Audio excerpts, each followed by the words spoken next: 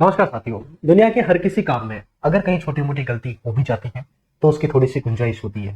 लेकिन एक कार्य ऐसा है जहां पर गलती की कोई भी गुंजाइश नहीं रहती, और वो कार्य है सीमा सुरक्षा का। हर देश अपनी अपनी सीमा सुरक्षा के पुख्ता इंतजाम करता है। उसी क्रम में भारत ने भी वैसे कई इंतजाम कर रखे हैं। हम देखते हैं कि भारत के कुछ ऐसे दुर्गम बॉर्डर हैं जहां पर सेना के लिए कभी भी इतना आसान नहीं रहता कि वो उन बॉर्डर की रक्षा करे। चाहे हम सियाचिन की बात करें, चाहे हम पश्चिमी राजस्थान के जैसलमेर बॉर्डर की बात करें, चाहे हम गुजरात के अंदर सरक्रिक बॉर्डर की बात करें। ये सारे ऐसे बॉर्डर है जहां पर सीमा सुरक्षा कोई एक मजाक का काम नहीं है। यहाँ पर बहुत आपको अच्छे तरीके से अलर्ट रहना होता है। साथ ही में तमाम ऐसी परिस्थितियां बनती हैं, जो विपरीत परिस्थितियां होती है, उनके अंदर आपको सर्वाइव करना होता है। ऐसा ही एक बॉर्डर है जो भारत और पाकिस्तान की सीमा पर स्थित है, जिसे हम कहते हैं सरक्रिक बॉर्डर। और सर्किट बॉर्डर पर ही एक पर्टिकुलर जगह स्थित है, तकरीबन 22 किलोमीटर लंबी चैनल है, जिसका नाम है हरामी नाला।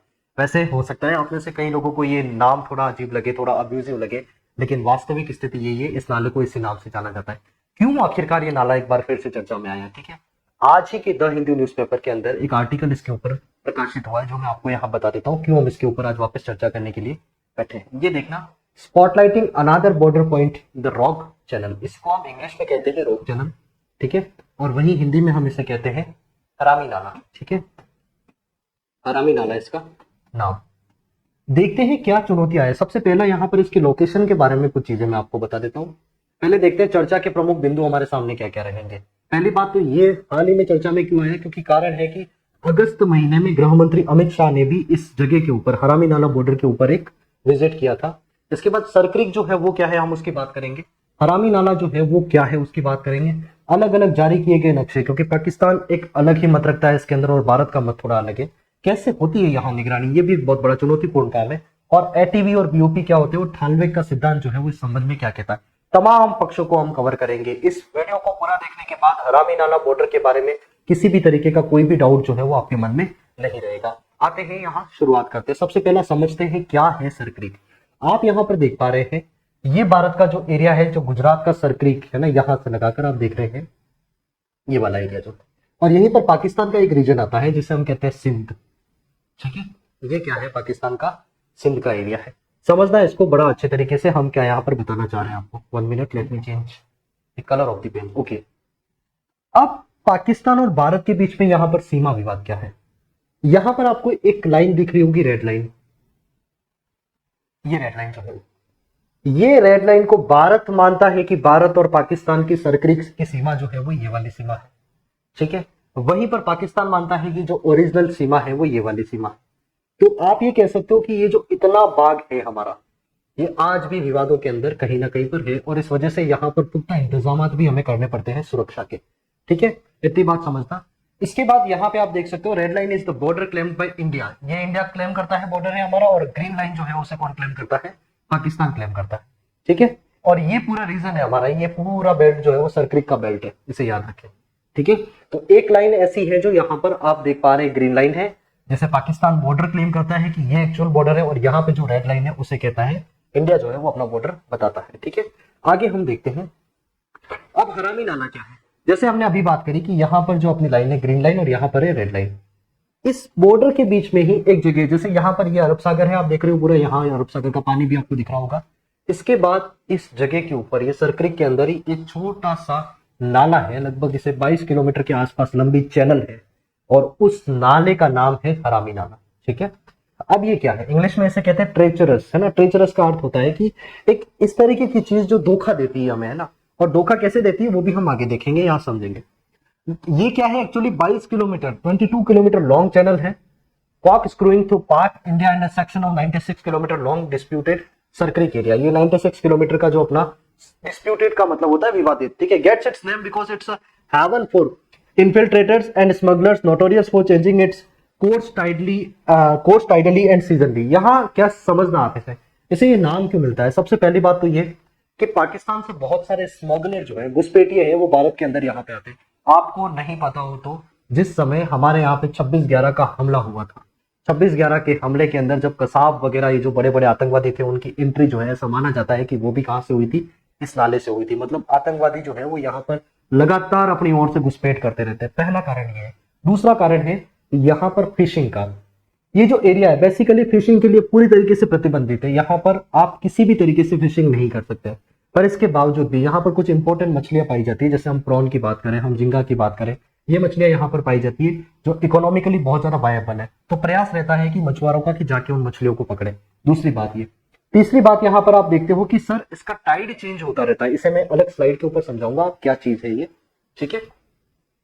पाक terrorist alleged to have seized Indian fishing boat Kuber of Sir Creek to strike Mumbai in 2008। ऐसा माना जाता है कि पाक ने क्या करा था, इंडियन फिशिंग बोट जो है वो कुबेर, उसको उन्होंने सीज कर दिया था और उसके बाद इस बोट की सहायता से ये इंडिया के अंदर आए थे।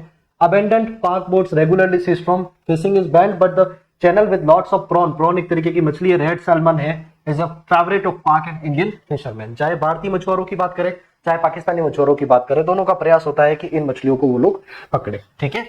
आगे देखते हैं हम कुछ और चीजें, यहां पर आपको थोड़ा और क्लियर हो जाएगा हरामी नाला कहां पर स्थित है। ये आपका गुजरात है और यहाँ पर एक स्थान है, ये पाकिस्तान का सिंध वाला एरिया हो गया और यहाँ पर ये सरक्रिक है, इसके बीच में ये जगह स्थित है जिसे हम कहते हैं हरामी नाला, और यहाँ पर आपका अरब सागर है, ये आपका गुजरात हो गया, ठीक है। आगे समझते हैं इसे।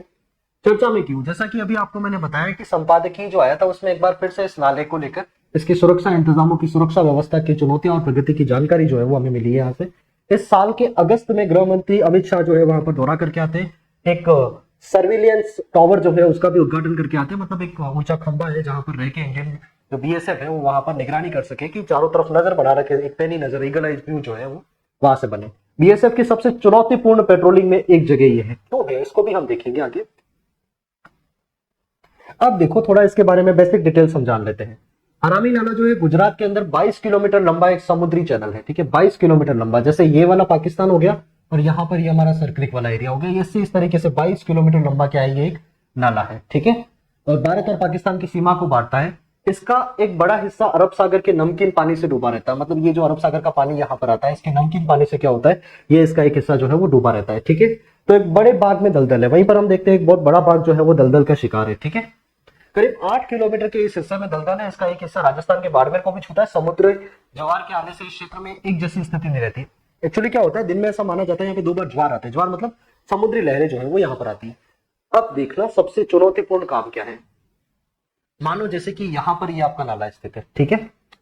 अब अरब सागर से जो यहाँ पे ज्वार आते हैं, इस तरीके से ज्वार आके ये पूरा नाला जो है यहाँ पर इसको कवर करते हैं, समझना इस बात को। फिर कुछ घंटे लगते हैं, ये पानी वापस जाता है, ठीक है। इस वजह से क्या है, गर्मी भले यहाँ 50 डिग्री सेंटीग्रेड की हो, ठीक है, यहाँ पर नॉर्मली टेम्परेचर जो है वो गर्मी के अंदर 50 डिग्री के आसपास चला जाता है, लेकिन ये जगह जो है वो हमेशा दलदल में रहती है। उस समय बीएसएफ के जवानों के लिए वहां पर पेट्रोलिंग करना, मतलब जैसे ही उन्होंने पैर रखा जमीन के ऊपर उस दलदल के अंदर उनके घुटने तक के पांव जो है वो दस जाते हैं।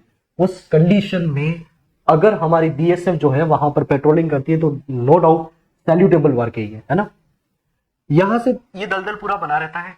यहां पर आप एक और चीज देखोगे कि सर गाड़ियां नहीं चल सकती आपकी, किसी भी तरीके की गाड़ी, क्योंकि दलदल है तो नाव नहीं चल सकती। दूसरी बात, अगर दलदल है तो फिर आप किसी तरीके के ट्रक्स वगैरह है उनको भी नहीं चला सकते, उसके लिए कुछ स्पेशल टाइप के व्हीकल्स आते हैं, उनका अरेंजमेंट हमने कर रखा है, ठीक है। ज्वार के आने से दलदल और तमाम दूसरी चीजों की स्थिति बदलती रहती है। इस क्षेत्र में कोई स्थायी निशानदेही मुश्किल है, मतलब हम कोई ऐसा स्पेशल सिक्योरिटी पोस्ट नहीं बना सकते, ऑब्जर्वेटरी पोस्ट नहीं बना सकते जो वहां पर रह के उसकी निगरानी करे, क्योंकि अगर आपने पोस्ट बना भी लिया तो मतलब वापस आएगा, पानी आएगा, दलदल बना के चला जाएगा, फिर वापस उस दलदल को पार करके उस चौकी के ऊपर जाना, ये बड़ा असंभव सा कार्य है, ठीक है। आगे देखते हैं हम। हरामी नाले के इलाके में दलदल तो है, यहाँ के पानी की गहराई भी बदलती रहती है, मतलब कहीं पर 2 घंटे पहले अगर पानी की गहराई कहीं पर 8 मीटर थी तो वहीं पर आप देखोगे कि 2 घंटे के बाद वो गहराई जो है वो 16 मीटर भी हो जाएगी, मतलब आप पानी की गहराई का कोई अनुमान नहीं लगा सकते। इसी वजह से इसका जो चेंजिंग सिनेरियो है, इसी वजह से इसे हरामी कहा जाता है। कारण एक प्रेडिक्ट नहीं कर सकते आप किस समय यहां पर स्थिति कैसी रही होगी, ठीक है। कहते हैं कि आम बोलचाल से ही समुद्री चैनल का नाम हरामी नाला पड़ा, जहां की स्थिति का कोई सही अनुमान नहीं लगाया जा सकता है। कच्छ से पाकिस्तान की ओर जाना और ज्यादा कठिन है, लेकिन पहले पाकिस्तान इसी का फायदा उठाकर आतंकियों की घुसपैठ कराता रहा है, लेकिन हाल के सालों में यहाँ बीएसएफ की चौकसी से नापाक मंसूबों को ध्वस्त किया गया है। पहले थोड़ा सा यहाँ पे सिक्योरिटी जो मैनेजमेंट है उसके अंदर थोड़ा इधर उधर कुछ कमियां रही है, ऐसा कहा जाता है, लेकिन अभी वर्तमान में भारत ने बहुत ज्यादा इसके ऊपर फोकस करा है और एनी हाउ हमारे जो बॉर्डर्स है उनको सिक्योर बनाना सरकार का मिशन है। अब ये जो नाला है इसका एक्चुअली जो स्ट्रक्चर है वो कुछ इस तरीके का है कि पाकिस्तान से कोई अगर इंडिया आना चाहे तो वो इजीली आ सकता है, क्योंकि दलदल जो पड़ता है वो भारत के हिस्से में पड़ता है, दलदल पाकिस्तान के हिस्से में नहीं पड़ता है। इस वजह से इंडिया से पाकिस्तान जाना बहुत मुश्किल है। दैट्स व्हाई कभी कभार क्या होता है, वो लोग जो है पाकिस्तानी जो है मछुआरे की शक्ल में कभी कभार आ जाते हैं यहाँ पे।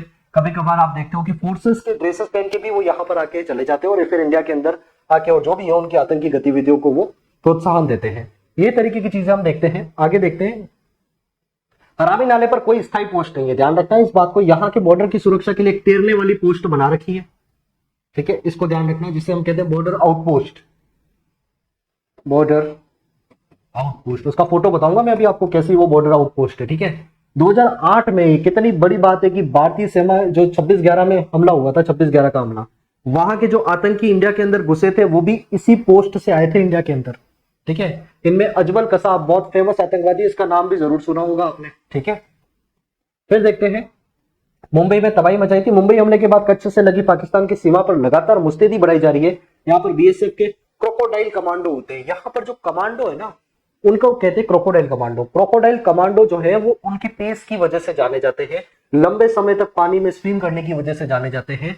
कैसी भी परिस्थिति हो, चाहे दलदल हो, बहुत ज्यादा पानी हो, धूप हो, कैसी भी स्थिति हो, ये अपने आप को बहुत अच्छे तरीके से चौकस रखते हैं पूरे बॉर्डर की निगरानी में। ये एक इनका बड़ा काम है यहाँ पर। फिर आगे हम बात करते हैं क्रोकोडाइल कमांडो, इसका नाम जरूर याद रखें। अब देखना कैसे होती है यहाँ निगरानी, ये एक अहम सवाल है। अगर इतनी विपरीत परिस्थितियां हैं तो आखिरकार बीएसएफ के लिए यहाँ पर निगरानी करना कितना मुश्किल होता होगा, और अगर वो कर रही है तो वो किन तरीकों का इस्तेमाल करती है, ये देखते हैं हम।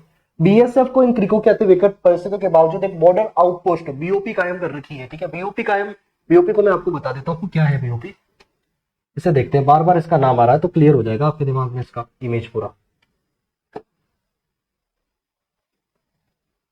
ये पानी के अंदर फ्लोटिंग का मतलब है तैरती हुई बिल्कुल ये पोस्ट बना रखी है। स्थायी काम है इसका निगरानी करना, यहाँ पर चारों तरफ से जो भी गतिविधि हो रही है उनका ध्यान रखना। मतलब जमीन के ऊपर नहीं है, क्योंकि जमीन ही इतनी दलदल वाली है कि वहां पर किसी तरीके का निर्माण नहीं किया जा सकता। इसे हम कहते हैं बीओपी, बॉर्डर आउटपोस्ट जो है वो लगा रखी है इन्होंने। फिर हम देखते हैं आगे, जहां 16 से 20 जवानों की टुकड़ी जो है वो इस पर्टिकुलर आउटपोस्ट में हमेशा तैयार रहती है। क्रिको के लिए तैयार की कि बीएसएफ की जल टुकड़ी और क्रोकोडाइल कमांडो अरामी नाले तक सीधे नहीं पहुंच सकते। इसके लिए 2010 में भारत ने इटली से 4 all terrain vehicle, all terrain vehicle क्या होते हैं, मतलब वो किसी भी तरीके की जमीन हो, चाहे दलदली जमीन हो, चाहे पानी हो, चाहे नॉर्मली सीधी जमीन हो, वो हर जगह पर चल सकते हैं, ठीक है। इसमें 2 तरीके के व्हीकल आते हैं, कुछ तो बड़े व्हीकल्स आते हैं और कुछ अपन देखते हैं ऐसी बाइक्स भी आती है, ठीक है। तो उनकी बात भी होती है। यहाँ की भौगोलिक हालत ऐसे दुर्गम है कि जवानों की एक टुकड़ी को 24 घंटे से ज्यादा नहीं रखा जा सकता, क्योंकि पानी यहाँ का बहुत ज्यादा नमकीन है, ठीक है। इस बात का ध्यान रखें। आगे बढ़ते हैं, ये आपके कुछ एटीवीज होते हैं, इस तरीके के एटीवी होते हैं जो हर टेरेन में चल सकते हैं। इनके व्हील्स की साइज भी काफी बड़ी होती है, और यहाँ पर जो एटीवीज लगाए गए हैं वो बेसिकली थोड़े बड़े वाले एटीवीज हैं, जो आप देखोगे कि दलदल के अंदर भी चल सकते हैं। दूसरी बात, पानी के अंदर जाएंगे तो बोट की तरफ भी वो तैर भी सकते हैं, और नॉर्मल जमीन के ऊपर भी ये चल सकते हैं। तो इस तरीके के एटीवीज बना रखे हैं जो हमने इटली से इंपोर्ट किए हैं, इस बात को भी याद रखें, 2010 में।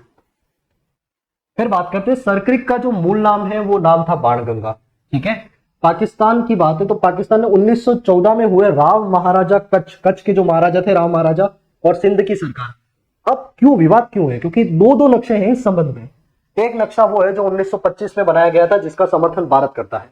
एक नक्शा वो है जिसको 1914 में एक समझौते के तहत, बॉम्बे गवर्नमेंट रेजोल्यूशन के समझौते के तहत बनाया गया था, जिसके अंदर एक तरफ सिंध की सरकार थी और एक तरफ पाकिस्तान, एक तरफ भारत से कच्छ के महाराजा थे, ठीक है। इन दोनों के मध्य समझौता हुआ, और उससे जो नक्शा बना था वो थोड़ा पाकिस्तान की जमीन को ज्यादा बताता है, पाकिस्तान के एरिया को थोड़ा ज्यादा बता रहा है।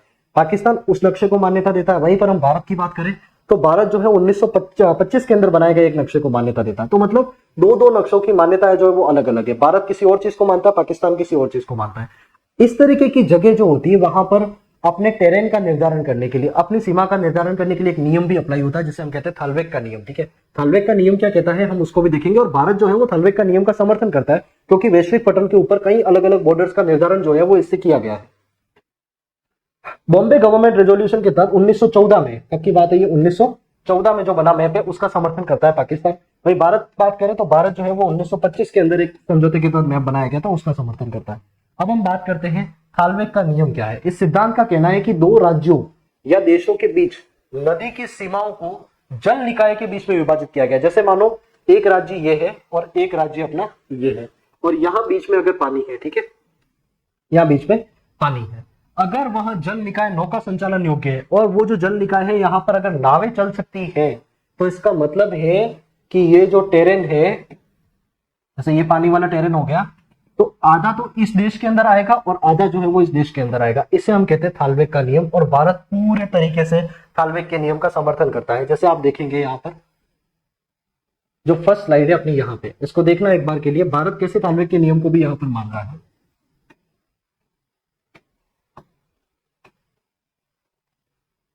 इसे समझेंगे यहां पर।